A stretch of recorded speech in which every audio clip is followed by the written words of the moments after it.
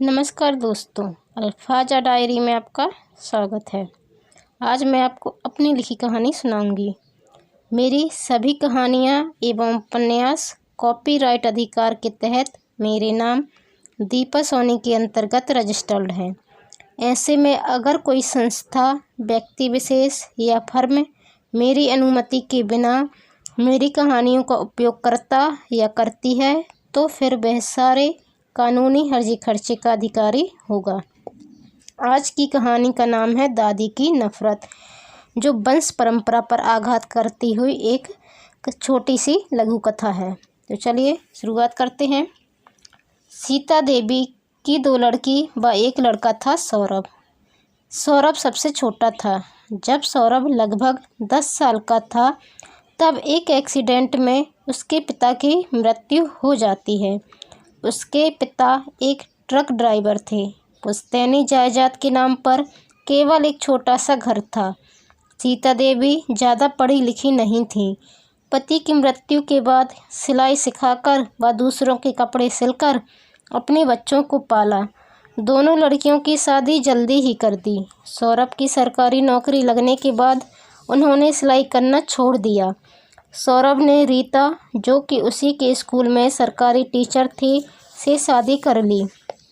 चूँकि रीता उन्हीं की जाति की थी, इसलिए सीता देवी ने इस शादी का ज़्यादा विरोध तो नहीं किया, पर दहेज न मिलने की वजह से ज़्यादा खुश भी नहीं थी। 2 साल बाद रीता को 2 जुड़वा बच्ची होती हैं, जिनका नाम रिया जिया रख दिया जाता है। सीता देवी दोनों को बहुत प्यार करती हैं, पर पोता न होने की बात सीता देवी को अक्सर सालती रहती है।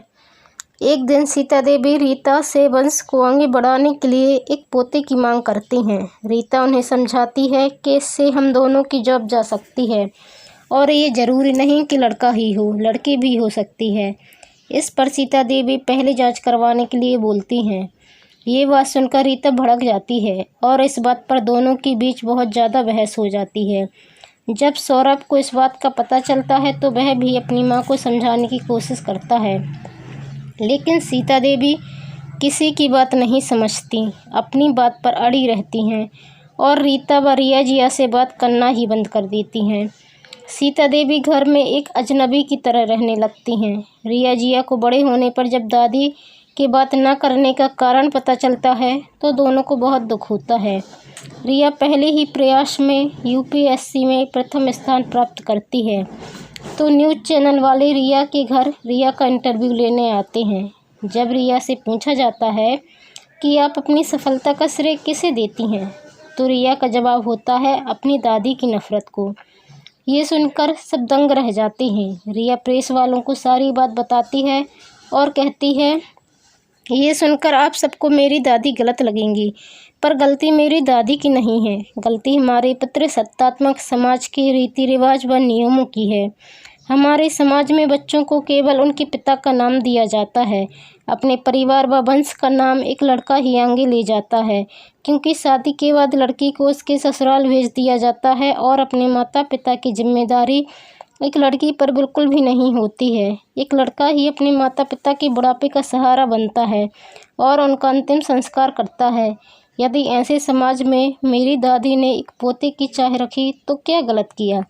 ये सुनकर सीता देवी की आंखों से आंसू निकल आते हैं, जिन्हें पोंछते हुए रिया कहती है, दादी आप मम्मी पापा के बुढ़ापे की चिंता बिल्कुल भी मत कीजिए। मैं आपको वचन देती हूँ कि मैं अपनी मम्मी पापा के बुढ़ापे की लाठी बनूंगी और अब मैं इस काबिल भी हो गई हूँ। सीता देवी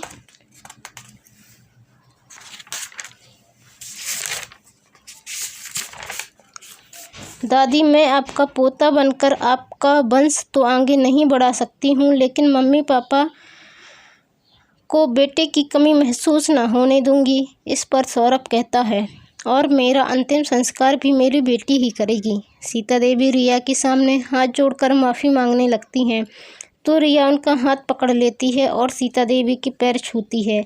इस पर सीता देवी उसे डांटते हुए कहती हैं, मेरा आशीर्वाद हमेशा तेरे साथ है बेटा, पर कभी भी मेरे पैर छूकर मुझे पाप का भागीदार मत बनाना।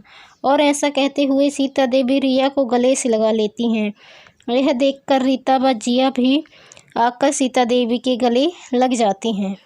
दोस्तों, आपको ये कहानी कैसी लगी कमेंट कर ज़रूर बताइएगा। ये छोटी सी लघु कथा है, पर इसमें जो मैसेज है वो बहुत ही सोचनीय और बहुत ही निंदनीय है।